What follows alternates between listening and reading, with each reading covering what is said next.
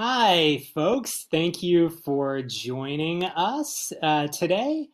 My name is Jeremy Greenberg, and I am a policy counsel with Future of Privacy Forum. And we're excited to welcome you all to today's event, AR and VR, Privacy and Autonomy Considerations for Immersive Digital Worlds. This event is part of FPF's XR Week, which we are holding in recognition and in celebration of our recently published report, which discusses XR technology, current and future applications of XR, some of the top of mind privacy and ethical questions and risks, as well as a number of technological and policy solutions to help mitigate some of these risks while maximizing benefits. You can access our report in a link in the chat. And for more information on our report and other events as part of our XR Week, you can visit our site, fpf.org, or again, there should be a link in the chat.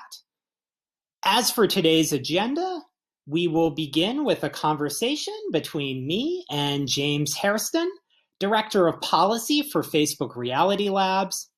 Then we'll launch into our expert roundtable, followed by an audience Q&A.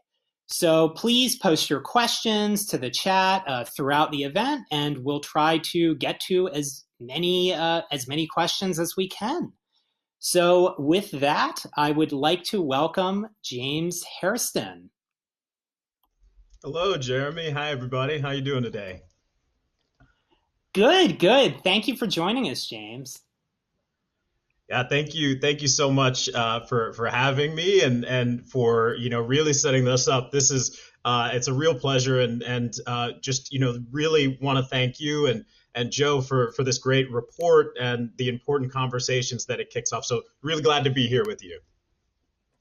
Awesome. Yeah. Well, we're super excited to have you, and let's just jump right in. So last year at Facebook Connect, the company revealed its responsible innovation principles. And these principles include never surprise people, provide controls that matter, consider everyone, and put people first. Talk me through the process of moving from these broad principles and how you integrate these broad principles in a granular way when making the sort of day-to-day design and policy decisions relating to XR products. Absolutely. And I'd sort of start with, it even begins before the principles were created, and thinking about how to have a set of actionable guidelines that, really drive real decision making and trade-offs. So, as a division in Facebook Reality Labs, we really spent a lot of time making sure that they weren't just principles that got posted on a blog or put up on a wall and actually don't drive real decision making, real thinking, real trade-offs. So they're actionable, but they really give us a basis for making decisions and calls and really driving the work.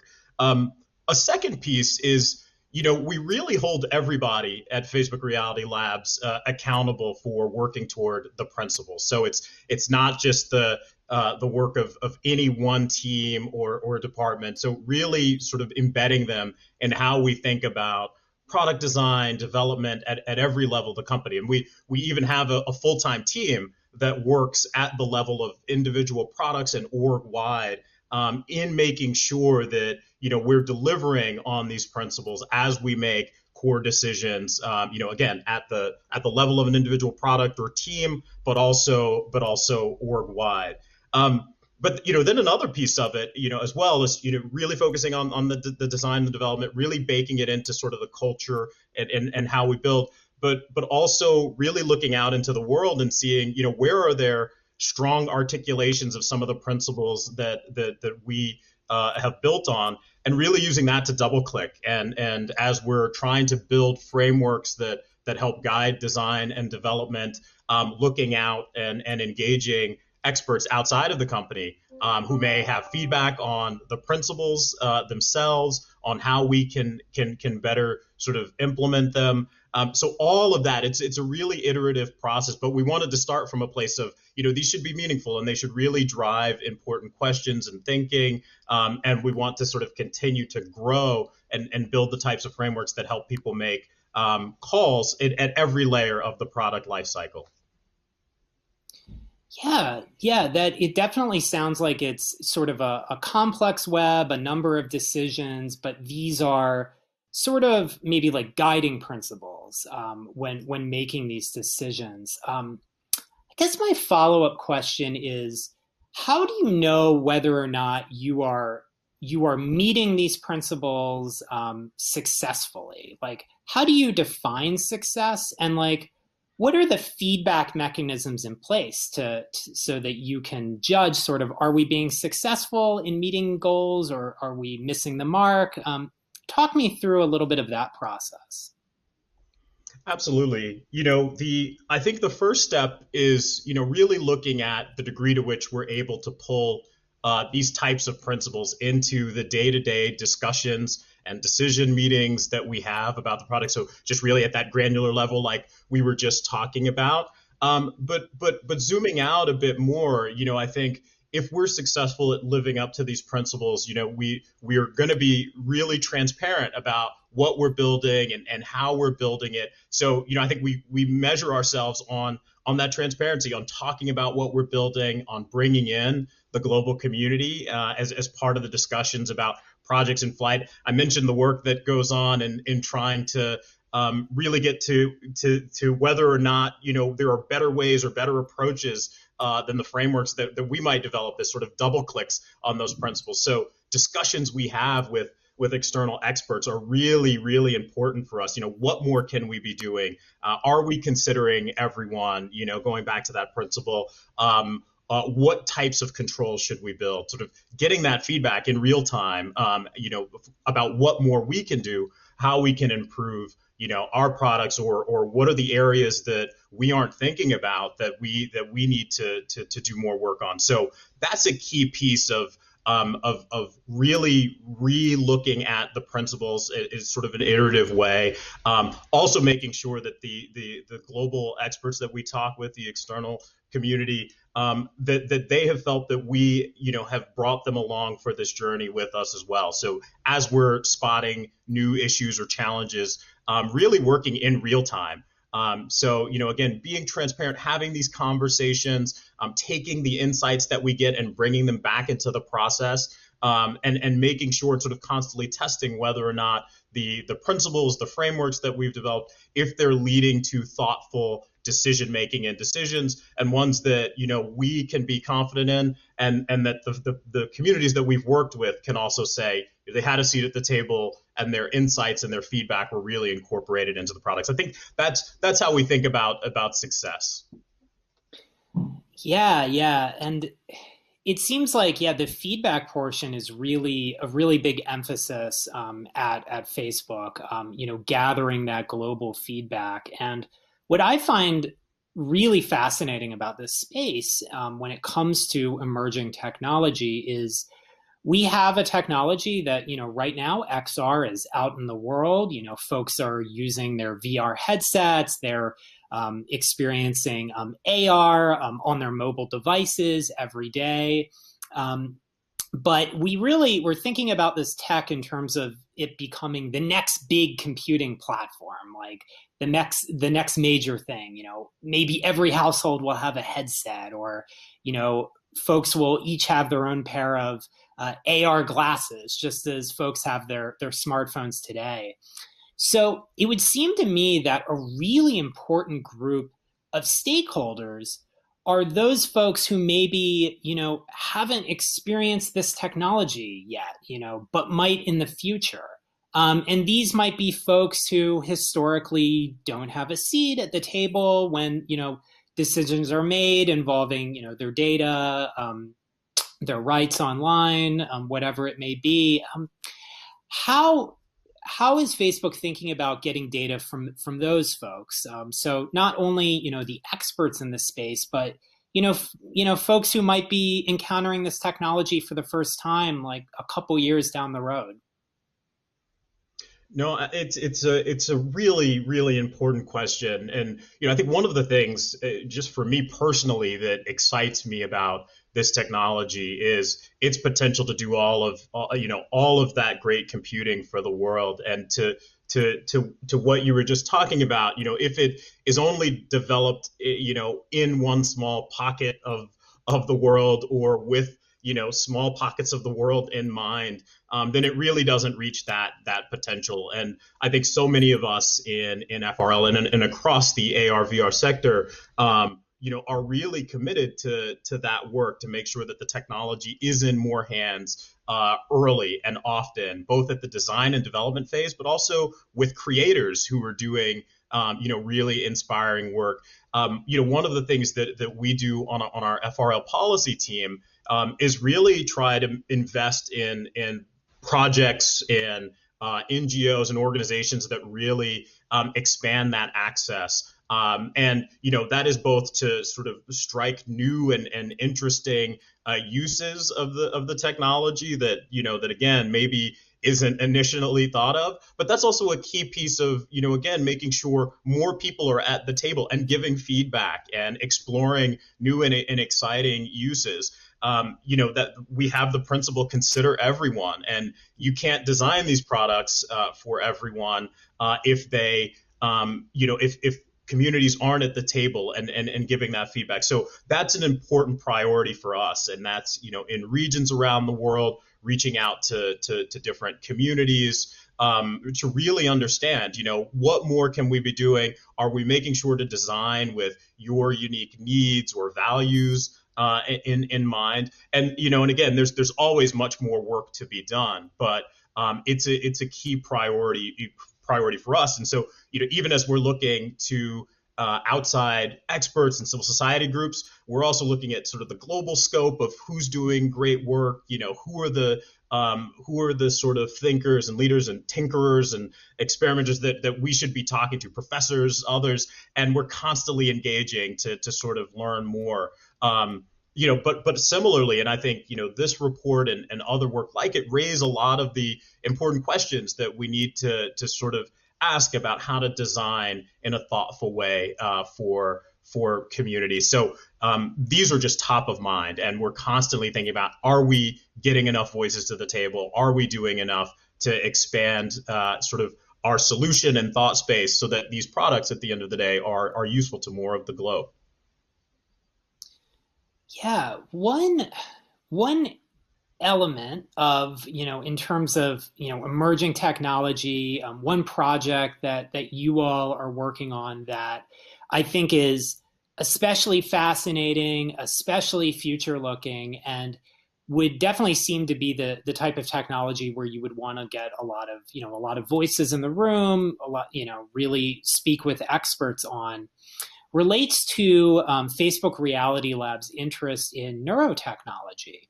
I know that you all are working on projects involving an EMG wristband that is able to collect motor neurons from the user, and the user is really able to control their environment or a virtual office space using their intent.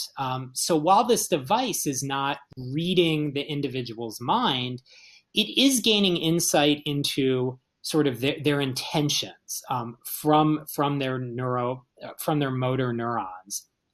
And one application that especially excites me is the idea of being able to type using this technology.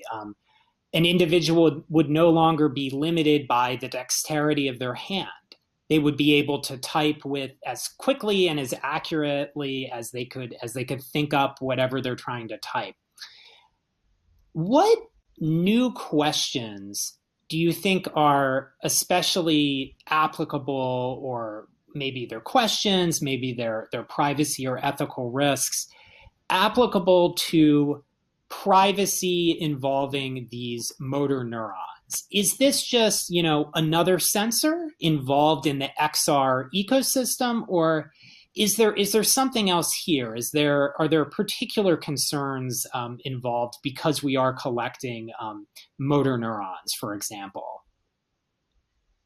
Yeah, no, it's a really important question, and I think it is important to clarify too that the EMG wristbands, they don't measure these signals at the brain. They interpret at the hand and the wrist muscles. But again, I think the question is, and the importance of this is still, that as we develop these new interfaces and these new sort of forms of human computer interaction, we have to be thinking about, going back to even some of the principles we talked about at the start, how to make sure that people understand, how the information is used. The controls are strong. And now, again, a lot of this work is in the early research phase. So there are so many open technical and policy questions, but many of the things that we know about minimizing the information that needs to be collected, treating it sensitively, informing people about how it's used and what it is used for.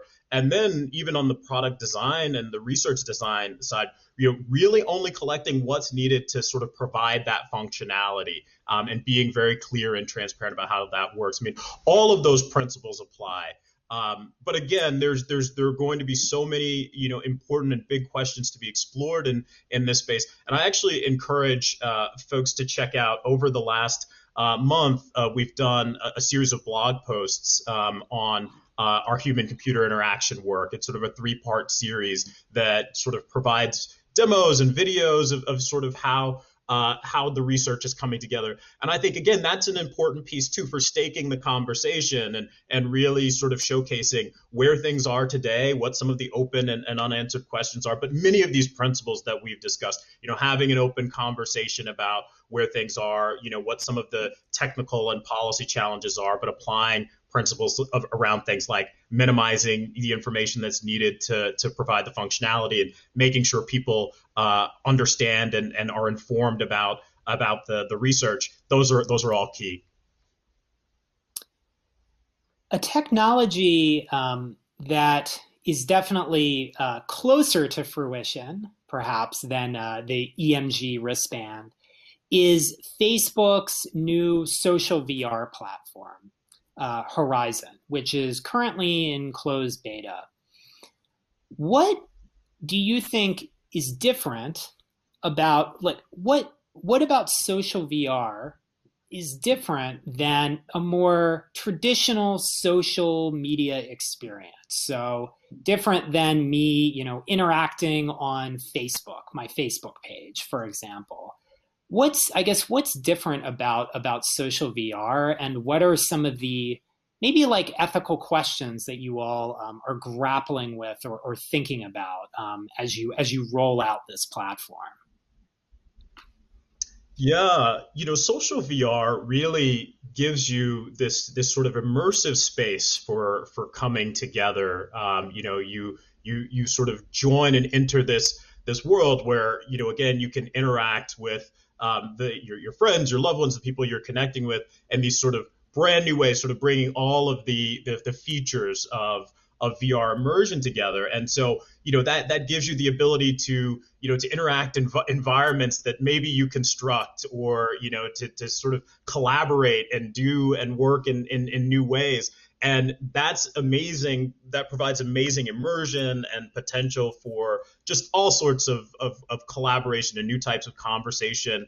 Now, with that comes the challenge that it also increases the possibilities for the means for sort of harassment or abuse and how real that can feel. So, as we think about, designing and developing these spaces, safety is just top of mind for us, how to make sure that as you increase immersion, as you provide these new means for connecting, that people are also safe. And and that's from the tooling that's provided, blocking or being able to mute or put sort of a safe space around yourself in these spaces, making sure that people know and can access these tools, that they can file reports and that we're able to act on them. But I would say, that is a key focus of our teams. Similarly, in thinking about making sure these spaces are inclusive, that they are welcoming for the world, going back to some of what we were talking about earlier. And so that all sorts of communities, can have a home in social VR and feel welcome. So that's, sort of another set of issues that we're constantly thinking through. And there's been great work, going on around the world in areas like, establishing great social norms for behavior and how people interact in these spaces. So, really thinking through all of the right sort of tools and scaffolding to encourage, great behavior, but also to allow people to report or keep themselves safe in these spaces. This is probably one of the top areas. It is the top area that we think about, around the future of social VR and experiences. So, James, we're nearly at time for this portion of the event, but I just had one more question for you. What is a recent, experience you've had with XR that, you especially enjoyed or wowed you or really, excited you? Could you tell me about that? Yeah, yeah. Well, one, I think like everybody who uses XR, AR, VR, I just love getting family members into experiences, and so over the holidays, getting my dad into some new experiences was a lot of fun. But I would say, I work with a museum that's being built in Charleston, the International African American Museum, and one of the things we talk about are sort of the future of these types of experiences in educating in educating the world and really expanding the space for the type of education that people get, in museums and how that can be brought to folks in other venues. So, that is just inspiring work. I mean, there are tremendous things going on, and it's often communities that, are in places like medicine or disaster relief. And one of the joys of this work is getting to see that firsthand. So there's almost too many to name. I love getting family in and seeing their wow for the first time. I love that institutions like museums are thinking about these technologies, but I'm also really inspired, and our teams are really inspired by all of the professions and just the really great uses that we haven't even dreamed of, that are being experimented with, and I think the world will increasingly see and use over time. Yeah, it seems like every day I'll read about or stumble upon a new use of this technology that where I'm just like, wow, I didn't expect that. This is so creative. But yeah, thank you again, James, for joining us. We'll do this again soon. This has been a lot of fun. Absolutely. Next time we're going to do this one in VR for sure. Definitely, definitely. Well, Yes, thank you, yes. Jeremy, and thank you, Joe, and to FPF for this really great research and contribution. We really read these. They really inform a lot of the thinking that we're doing, and it's of deep interest to our team. So just appreciate the contributions and the great research that went into this report. So thank you for having me today, and look forward to the rest of the conversations. Absolutely. Thank you, James. All right. Well, we will now launch into the next portion of today's event. We will now be holding our expert roundtable with a number of all-star panelists. And I will briefly introduce each of them now. We will be hearing from Joseph Jerome, Director of Platform Accountability and State Advocacy with Common Sense Media. And Joe is also the co-author of our report. So we definitely want to recognize that. We are also joined by Jessica Outlaw, XR behavioral scientist with The Extended Mind. And we'll be hearing from Scott Pascal, counsel privacy and product with Magic Leap. Thank you all for joining me. I'm super excited. Yeah, glad to be here. Thank you. Great. So let's start out with I'm curious to hear you all's reactions to my conversation with James. What caught your attention? What stood out to you? Let's start with Joe. What caught your attention in the conversation we just heard? Thanks, Jeremy, and thanks for the invitation today. Super interesting conversation. There's clearly a lot of enthusiasm among James and at Facebook and Facebook Reality Labs for this technology, and I think that's palpable. And I think they've also been really open to receiving feedback from outside stakeholders. But of course, speaking as a privacy advocate, the question is, do they follow that feedback? Fortunately or unfortunately, Facebook Reality Labs and the Oculus ecosystem isn't being confronted by some of the major privacy issues that face Facebook, the mothership. And these are longstanding questions about targeted advertising, frankly, interoperability with other AR, VR platforms, and a host of other really big picture issues that I think are going to drive how that technology develops in the future. So long as we're sort of future casting into what the Quest 4 looks like, we sort of get to avoid actually getting down to the nitty gritty of some of those hard conversations. Things like the Facebook responsible innovation principles sound really good, but I think it's important to interrogate them. And, there's been really excellent writing by Sally Applin and Catherine Flick that looked at Project Area, Reality Labs' smart glasses project, and basically tried to compare and contrast whether Project Area even met the principles as they exist now. This isn't a panel about facial recognition, but if Facebook is interested in feedback about how they're going to be incorporating facial recognition into this product, I'll be interested to see if they can persuade anyone that this is at scale a good idea, because I'm skeptical. That said, I think it's really important to acknowledge, and again, I appreciate Facebook's enthusiasm and their willingness to sort of be out with some of this stuff, simply because I understand as a multi-billion-dollar company, it is very hard to put principles together, to actually get them out the door, and to try and live them in your day-to-day product conversations. I want every company to be putting out principles about how every company involved in XR to be putting out principles for how they think this technology should develop. And so Facebook should get some credit for going first. Certainly, I look at Microsoft having relationships with the military. That warrants some careful consideration. Any XR company that wants to pitch this stuff into schools, I hope they come and talk to us at Common Sense, but at minimum, they should certainly talk to your FPF colleague, Amelia Vance, because there's a host of privacy issues there. And then, I also think what's worth acknowledging here is how, as an outside advocate, I want more detail into what Facebook is doing. And so I appreciated James talking about the need for transparency.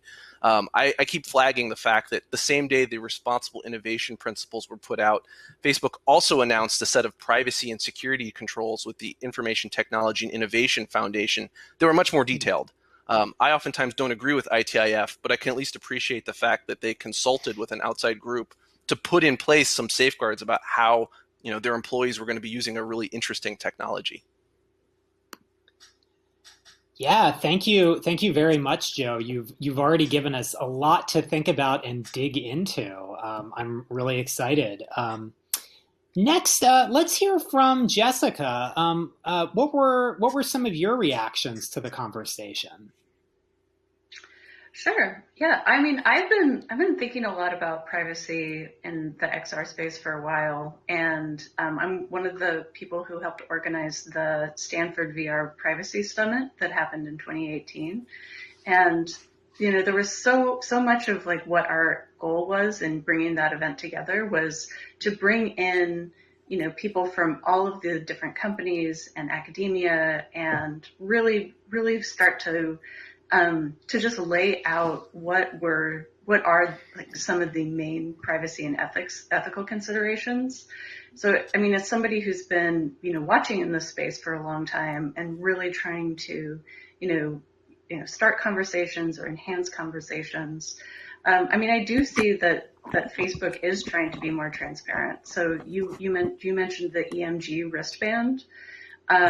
And recently, Thomas Reardon, one of the inventors of the wristband, sat down for an interview for about an hour with Kent Bai, and he explained so much of the science behind that. And I think that was actually a really helpful way to contextualize like exactly what is the wristband, what it does, what type of data is being collected. And so in that regard, like I do see more transparency coming out. I think one of the things that comes up for me is I feel like every single privacy conversation that I have with folks, there's so much of it, it's actually a data conversation. And I think that there's ways in which framing it in the context of like what is the data, what are the norms and policies around how that data is used. That is the part where I think there's just so many different layers and so many different details to go through. My background is in behavioral science, and like ever since I've been a kid, I've just been really interested in people and how do people make decisions and what feels risky to people, what feels safe. And that has definitely informed my career path in leading me to become someone who gets to now study people all day. And I think that, we're just in this time where there's these new types of data streams, there's these new types of profiles that are being created. And I think the people, like the product teams, like any type of product team who's working in the XR space, I think they have a lot of decisions to make around, how are we going to store this data? How long are we going to store this data? Are we going to feed this data into larger profiles? I think there's like a lot of questions that I think, these teams are going to have to, answer. And yeah, I'm excited to be part of those conversations as people are making those decisions. Great. Thank you, Jessica. Now we'll go to Scott. What caught your attention? Sure. Thanks for having me here, Jeremy, and thanks to the other panelists and James as well. So what I think was very interesting is a point that James brought up, again, sort of focusing on transparency, but for the most part, social VR. So I think we're fast approaching a time where the intelligence of data subjects and individuals is rapidly growing. And what companies in this industry and space are trying to do is also expanding exponentially. And so what we're seeing today is, interactions between data subjects who expect more information and companies who are trying to push the envelope to provide this level of, an experience that meets those expectations, both from a privacy perspective as well as an output perspective. So, from the Facebook specific conversation, I think it would be really important, again, harping on the transparency issue, to get insight into what Facebook and other companies in the industry plan to do to highlight that cross connection between transparency and consumer knowledge. Like Jessica said, what are we doing with this customer data and how is it being used? And it's not something as simple as a privacy policy that crosses the T's and dots the I's, right? It's really getting down to the nitty-gritty of saying, hey, here's a tangible example of what we're using your data for and what that allows us to create for you in terms of an AR, VR, XR environment. Really explaining to individuals the cost-benefit analysis of the information collected and what they get out of that. And being clear, again, from a business standpoint, either why it's necessary, how long it's going to be kept, and the like.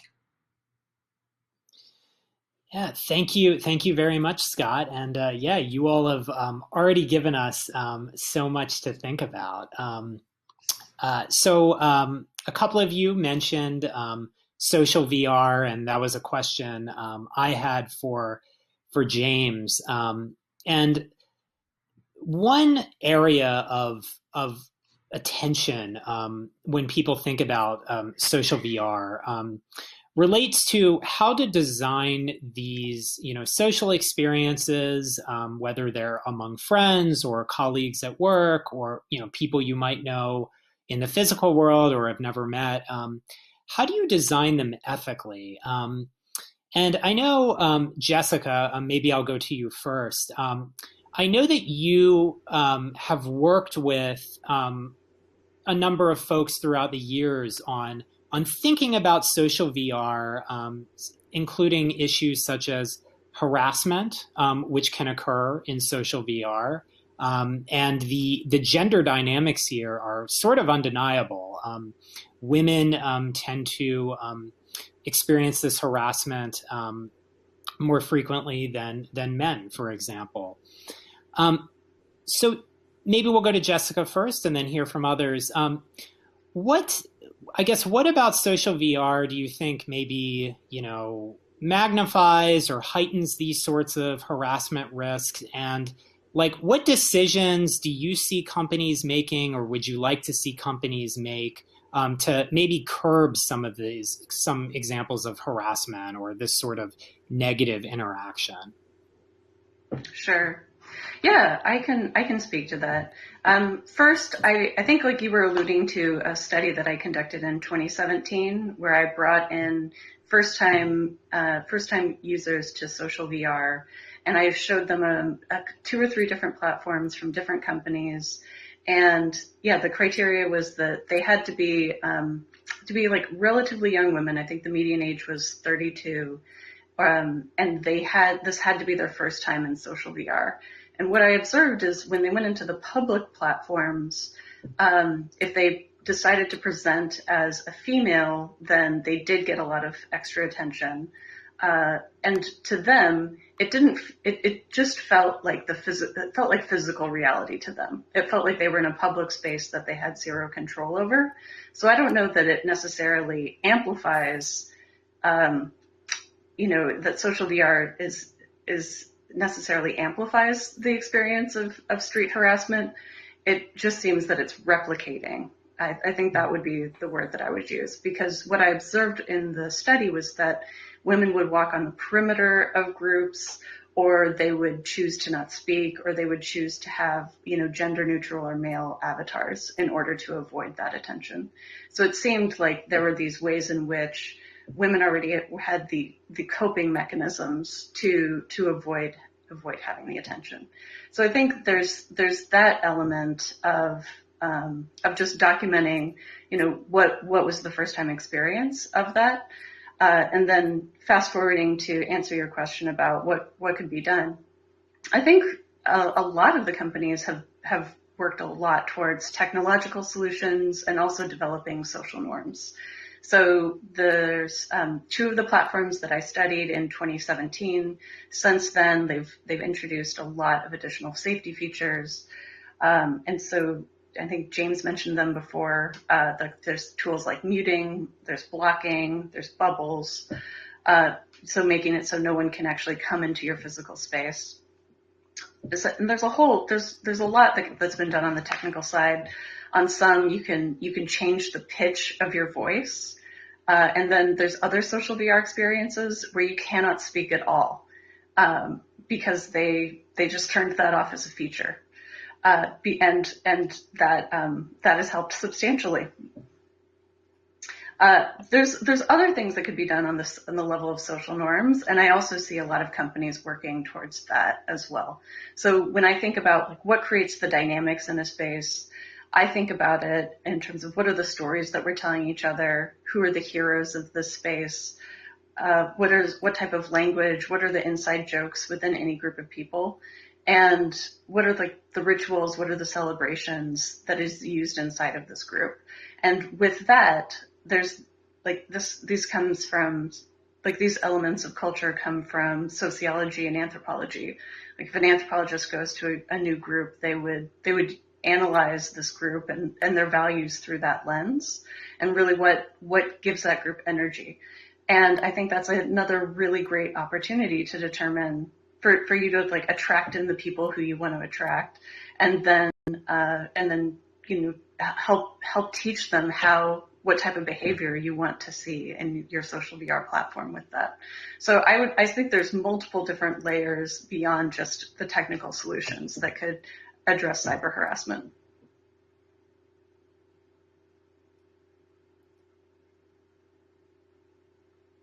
Ooh. Joe, I think your audio. Oh, you're back. I think we lost your audio. All right. For 1 second. Man, have to have an audio snafu.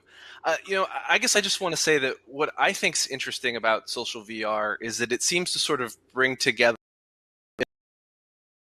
in real life behaviors, the sort of passing comments and cynicisms that people can do on the street with the quote anonymity that people can experience online. And so I think when you put on this headset, in some respects, you can very much feel like you're going to a separate world where you're not accountable